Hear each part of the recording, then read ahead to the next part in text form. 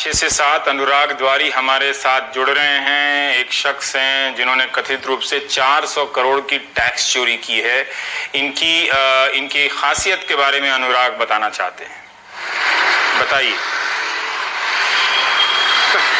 रवीश जी, ये तरह तरह के गुणों में माहिर बताए जाते हैं और एक इनका गुण ये था कि ये हर जो शासन यहाँ पर चला है उसमें फले फूले हैं और अब इनको जो जीएसटी इंटेलिजेंस है उन्होंने इनको पकड़ा है और लगभग 70 गाड़ियाँ इनकी थी। जो एक प्रेस के भी मालिक है किशोर वाधवानी, और उनकी 70 गाड़ियों में प्रेस का स्टिकर लगा हुआ था और इसके जरिए जीएसटी इंटेलिजेंस का कहना है कि इन्होंने लॉकडाउन के दौरान जब देश में गुटखे पर पाबंदी थी तब भी इन्होंने गुटखा बेचा है और लगभग 400 करोड़ रुपए की टैक्स चोरी की है। और यही नहीं, जीएसटी इंटेलिजेंस के सूत्रों का यह भी कहना है कि जो पाकिस्तान का एक शख्स है माटा, उससे इनके करीबी रिश्ते रहे। उनको ये भी शक है कि पाकिस्तान में भी इन्होंने पैसा लगाया है और दुबई में भी होटल इन्होंने खरीदा हुआ है।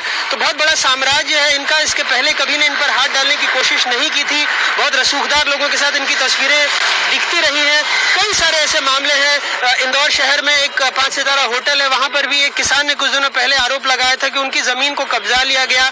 FIR भी हुई यहाँ आर्थिक अपराध शाखा में, लेकिन कोई कार्रवाई नहीं हुई। तो इस तरह के कई मामले इन पर चलते रहे हैं।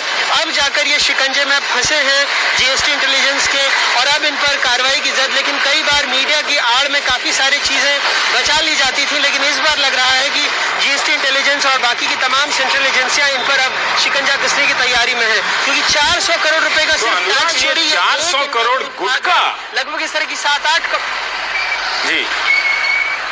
जी बिल्कुल। इनका जो गुटखे का ब्रांड है वो बहुत पॉपुलर है और ये बता रहे हैं कि तंबाकू उत्पादों की आड़ में, ऐसा सूत्रों का कहना है कि इन्होंने सिगरेट की भी फैक्ट्रियां शुरू कर दी थी और पूरे देश भर में इनका जाल फैला हुआ। आप कई बार इनको राधे माँ के साथ नाचते हुए देख सकते हैं।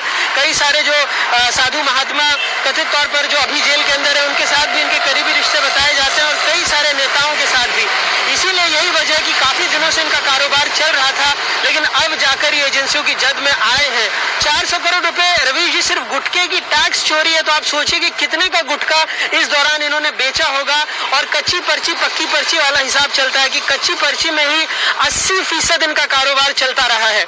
आज तो ये नजर में आए हैं, लेकिन आप सोचिए कि कितने दिनों से हमने नोटबंदी और तमाम बड़ी बड़ी बातें कर दी, उसके बावजूद इस तरह का कारोबार एक प्रदेश के एक शहर में चल रहा होगा, जबकि देश दुनिया में इनका गुटखा जाता है और बिकता है।